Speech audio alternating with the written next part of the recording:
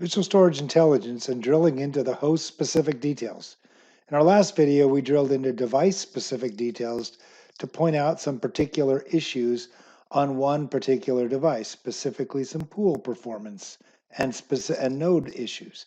In this one, I'm going to take the same data. I'm actually going to sort. I'm on the All Host menu.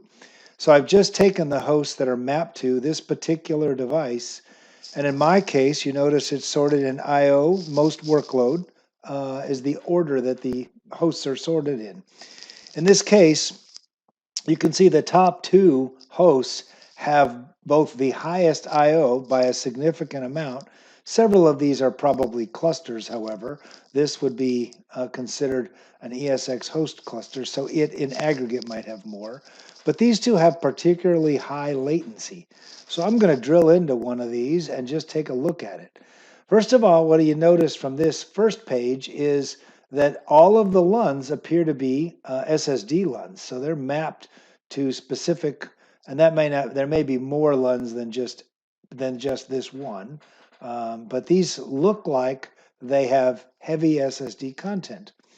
Now, if I go look here, I can also look at my host trends. So this is the IO trends for my host. So you see the blue line is the up and down for IO workload, continues to grow over time. And if I want to, I'll turn off some of these other lines just so I can see my IO workload. Now, what is interesting and a little bit concerning to me as I just look at this is my read latency is lower than my average latency. Average latency is the combination of read and write. I always expect read latency to be higher than average latency because write latency should go directly to cache. This looks like it might be can be an indication of short on cache, short on memory, those kinds of things. But this doesn't look like a healthy trend. Now at the end of my curve over here, it does get better, but I don't like the way the purple line compares to the green line where average is above read. That tells me write is even further above that. Now I can see my trends. I'm a little bit concerned. I have almost 3 milliseconds of read latency at almost the same amount of average latency. So that seems kind of high for an SSD device. If I want to, I can actually go see the actual detailed performance for this day.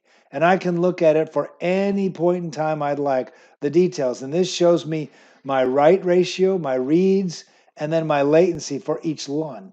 And if we look at this, we can quickly see there are two LUNs that comprise almost 80% of the IO for this particular host. They're doing heavy write, and they are not getting particularly good response time. One's 3.89, the other one is 3.71.